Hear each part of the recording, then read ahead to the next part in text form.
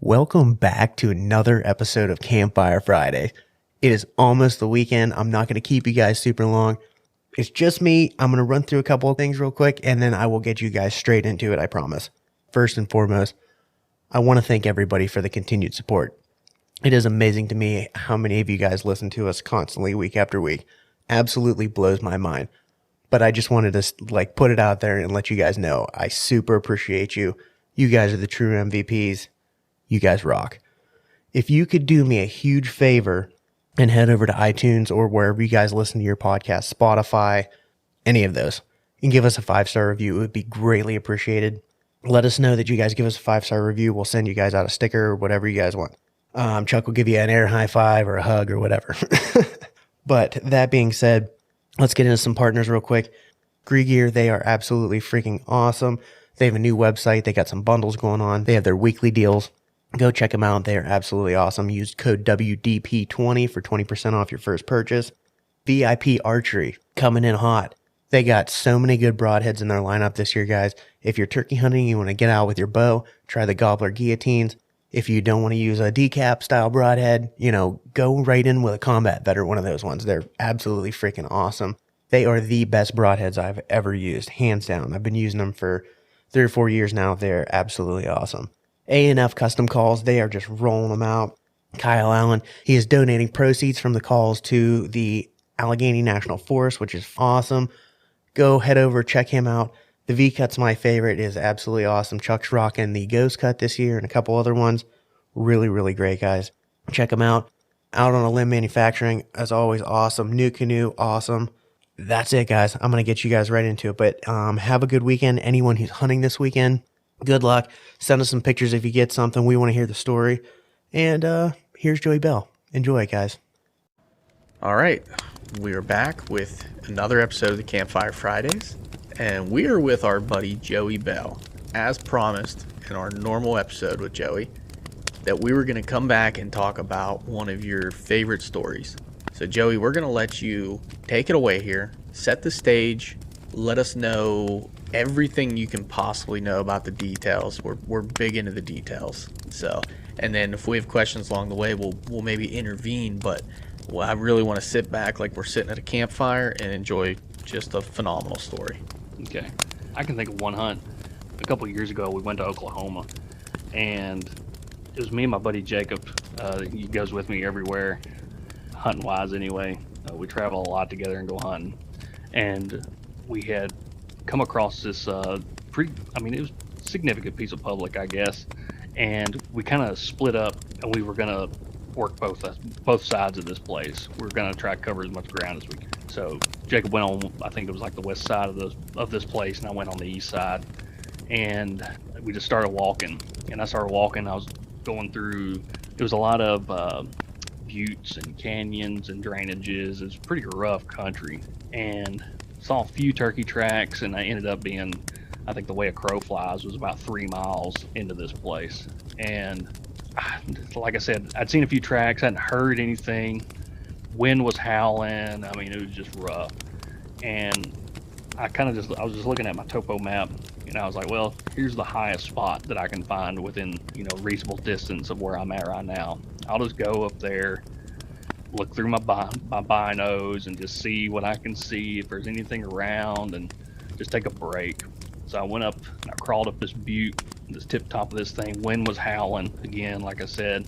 So I was like, well, I ain't gonna be able to hear anything from here anyway. So I just took my vest off and just kind of cooled off and was just sitting there drinking out my Camelback or whatever. And there was a break in the wind, and as soon as that break in the wind hit, I heard a gobble, and I just kind of was just looking around. I was like, I have no idea where that turkey is. There's zero chance I know where that thing is. And so wind picks up again, blows into my ears, and it pauses again, and I hear it again. And this time I thought it was right under me. Of course, it's in the middle of Oklahoma. It's wide open, sound carries different. But I had no idea. I'm from the east. If a turkey gobbles, if I can hear a turkey gobble, around me in the east, he's not that far away. So I hear it, And then I kind of stand up and I'm like peeking over the edge of this thing, thinking this thing was like right under me or something like that. It's kind of what it sounded like. And the wind broke again, and I called, and I just like cut as loud as I could, and just put my hands up to my ears and tried to find where this gobble was coming from. And I think I may have heard like a faint gobble then, like maybe towards, I think it was like to my southwest, and right across the property line. I could see the property line from where I was at. It was a few hundred yards away, the property line was, and there was this big green field on this piece of private.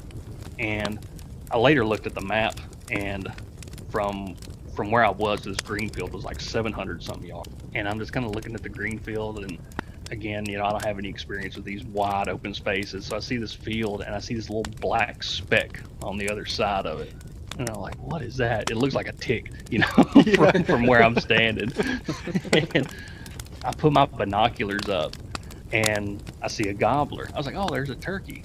And then in the back of my mind, I was like, I wonder where this other turkey is that I keep hearing gobble. And I'm looking at this turkey, and I see his head throw out like he gobbles. And then a few seconds later, I hear that gobble, and it sounds like it's right under me. It's that same turkey. Oh, wow. And I'm like, no way. There's no way I can hear that bird. And the wind actually, I think it starts dying down at that point, and I can hear him pretty regularly now. And he's just hammering. And I'm calling to him because I'm just excited. I'm just glad to be able to. We're a few days into Oklahoma at this point, and I think this is maybe the third turkey we have seen the entire trip. So I was just excited, and I get him fired up, and he just kept going. It was a Rio, so they like to gobble. Those Miriams do. They like to hear themselves gobble, and he kind of turns and starts pointing my way. I was like, well, I'm not going to kill him from up here. So I kind of just barrel off the side of this butte, and down on the bottom here, next to this thing was like, there's a bunch of little cedar trees that were like, I don't know, 4 or 5 feet tall, most of them, some were like 8 feet tall, but it almost looked like a Christmas tree farm. They were just scattered out everywhere. And I started closing a little bit of distance, and I found the property line. It was a barbed wire fence. I say a barbed wire fence. It had like 2 strands of barbed wire on it, but that was the boundary, the public boundary. And I kind of got behind this cedar tree, and I could still see that green field up there, and I could see that bird working around the edge of it. And it was on the edge of this bluff. There's a bluff right beside it. And at this point, I hadn't really called to him much because I was, moving around and trying to get into the position. So I was just kind of just watching him for a little bit, and he would gobble, and then I started answering him, and I was just cutting his gobbles off, or at least best I could from that far away. And he was just getting torqued up, man. He was ready to go. And so he gets over to the edge of this bluff, and I look over to the left, to my left, from where he was, and he would have had to walk another 100 yards or so and come down this road or trail or whatever, coming out of this green field and kind of down into the gully, kind of close, more closer to where I was, to get to me. And I'm like, well, it's going to take forever for him to, meander around there and come down or whatever. So I was just kind of sitting there, just watching him, through this cedar tree. And he was still a few hundred yards away at this point. He was still a good ways away. And I was watching him through my binoculars, and he gets over to the edge of this bluff next to this green field, and he pitches off this bluff and flies like 100 yards towards me. And if I hadn't been, I would have never ever thought that I would have seen a bird do that. And to this day, I still can't really believe it. But he pitched off that bluff and he flew towards me instead of going around and walking down there. And so I was like, oh, well, okay. So he's on my level now. I better go do something with myself. And so I kind of back up. I'm standing at the property line behind this tree, and I kind of just back up, I don't know, like 30 yards or so, because those cedar trees were kind of bunched together, or they were set up in such a way where when he got to where I could see him, he was going to be across that boundary line or coming through that fence, and I could kill him. And so I just kind of set up in the base of one of these cedar trees, kind of tucked up into the shadows, and he and I were just, we were just lighting each other up. He would gobble, and I'd try to cut him off, and he'd try to cut me off, with another gobble, and he was just torqued up. And he was gobbling just so much, you could just trace his footsteps, kind of on an aerial map or whatever, just because exactly where he was each time he gobbled. And I finally just quit calling because, I just didn't I didn't want to call to him, while he was 30 yards away from me or something, and he'd end up finding out that there wasn't a hen there. And so he gets up there close. I hear him gobble a couple more times, and then I see him, and he's actually about to come up to the right of this one tree in front of me, which I didn't need him to do because I shoot right-handed, and I was kind of pointed off to the left a little bit where this gap in the fence was, and he would have had to come up through there. And I kind of like tilted my head over to the left, and I yelped like as soft as I could over my left shoulder, and the bird turned and came back to the left, which I never thought would have happened either. But that bird, like, he just switched directions and came across to this other side of the tree, and I'm looking at this hole in the fence, and then I see the bird come out, and he starts coming up to the fence, and he crawls up under that second strand of barbed wire that I was talking about. He ducks up under it, and he takes a couple steps, and as soon as his tail feathers clear that barbed wire fence, I let him have it. Ooh. And I killed him right there. Nice. And and again, I got the bird, and I was just sitting there, and I was looking at the map, and like I said, from where I first heard that bird to where that bird was at was like 700 yards, and that bird walked that green field, pitched off the bluff, and came up that. It was like almost like a mini canyon or whatever where we were, and he walked right up there, and I killed him. Then I had to tote him. 3 miles back to the truck. So that was quite the adventure, and that's a hunt that I'll probably never ever forget. It was one of my favorites that I've had. That is an absolutely unreal story. Like, you had so many odds against you too. How far that was, how windy it was that day, and like, just listening to you tell the story, it's like you're kind of coming to like those speed bumps where you have like almost those, I don't even know what word I'm looking for right now. Like, I don't want to say superstitions, but like those common, I don't know, misconceptions that people have about birds. Like, you can't call a bird uphill, or if a bird comes to a bluff, they're not gonna, they're gonna take the easiest way around it, or a bird won't cross a fence or something like that. You had all of these obstacles in the way, and he just kept like crushing them, coming straight for you. That's absolutely awesome. Yeah, I had an angel on my shoulder or something that day, because that luck was the only thing that was on my side, apparently, because I had everything else against me. I want to break this down a little bit. You mentioned early on in your story that you and your buddy went out there and you split up. Is that something common that you guys do whenever you're covering a new state? Do you typically split up the two of you to cover more ground, or what was the play there and thought process? We've done it a couple times. Just up until that point, we hadn't seen that many birds and hadn't gotten on a lot of birds, so we're doubling our chances to try to find our first bird, basically. Mm-hmm. So that's basically all that was. What day of the trip was that? That was day 3, I think. Day 3. I think it was. Okay. That was after we had moved from another part of the state Mm-hmm. and went to another part. That's awesome, man. Yeah, it goes back to what we've talked to prior to you about, and it's like being mobile, cutting the distance, being persistent on a bird like that. When you have them at that kind of distance and you start to make your move, in the back of your mind you got to be thinking like, this is never going to happen. Yeah. Right? He's got to come all this way, he's got to pitch off a bluff, and then he's got, at the very end, like Austin's saying, he's got to cross a fence, which we've all been there. Those birds at any given point could have just gave up on you and lost interest. But I think what makes it so beautiful about hunting some of these other subspecies and getting the right turkey in the right mood is they'll do a lot of amazing things out there that you don't always get to experience. And when you get to experience the good ones, it makes up for all the other bad ones that hang up on you.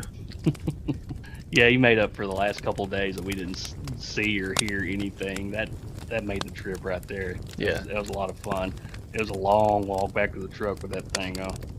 I bet. Did you have an actual tote or a pocket in the back of your vest or anything like that? Yeah, Jacob, he had made a couple totes out of paracord or whatever, so I had something to sling him over my shoulder and pack him out of there like a bag or whatever. But they don't get lighter as you go, let me tell you. No, they don't. Those long ones, you got them hanging over your shoulder like that, and your arm starts going numb, and Oh man, a tote like that. That's a tough one. Yeah, it's nice when they got some good hooks on them sometimes, because you almost got something to hold on to, and when you don't have a tote or a pocket. We've had some of them walkouts. Absolutely. You know what though? Throwing a bird in a pocket like that though, like if you throw it in the back of your vest, they never look the same when you pull them out. Agreed. Oh, they look nasty. Oh, they're the worst. It's like when you get one wet. It's horrible. The only thing that looks worse than a turkey, that's been in a vest is a turkey has been rained on. They just look like drowned rats. They're just like a wet rat. Yeah, it's terrible. It's incredible, the turkey species, how it can go from one of the most beautiful, unbelievable sights in the sunlight when they're dry that you could ever imagine, and all the different colors and the fluorescence, and you get a little bit of rain. They turn into like a naked mole rat. It's incredible, man. It really is. It's hilarious because they can be so beautiful and they can be so ugly. But now, did your buddy Jacob have any luck on that trip as well? Yeah, he killed a couple jakes. He killed 2 jakes with one shot on that trip.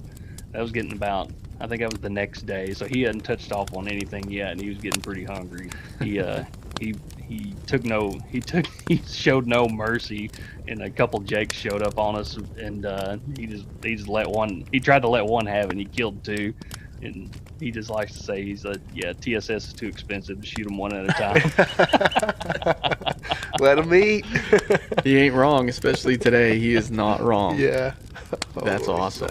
Yeah, listen, when we went to Oklahoma and driving 16 hours out there, the first birds that came in were jakes, man. There's no way that you could have got me from pulling that trigger on those birds. I was the first one to pull the trigger on the birds on that trip, and man, we wiped them out. I mean, we killed 4 in that one stand. It was pretty awesome. So I have nothing against it, and good for him, man. What a story.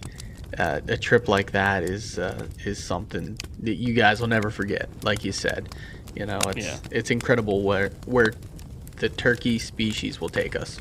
Yep, all kinds of places. There's no better way to see the world than a shotgun over your shoulder and a call in your mouth. That's right. I'm down for it. Well, that's all I had, man. And unless you got another story to share with us, we can wrap it up right there. Oh man, if I didn't have to get up at probably 4 in the morning and catch a flight, and I'd stay here all night to talk turkey hunting stories. Yeah. Heck yeah, man. Well, again, we appreciate your time. That's an amazing story. I like that we can implement turkey stories into this Campfire Friday. It's good, man. I love it. It's that time of year. We're almost there, boys. We're almost there. Yeah. Well, thank you, Joey. Appreciate your time, man. Safe travels. Get home safe, and we'll be catching up with you. Absolutely, guys. Thanks for having me on anytime. Absolutely. Thanks, brother.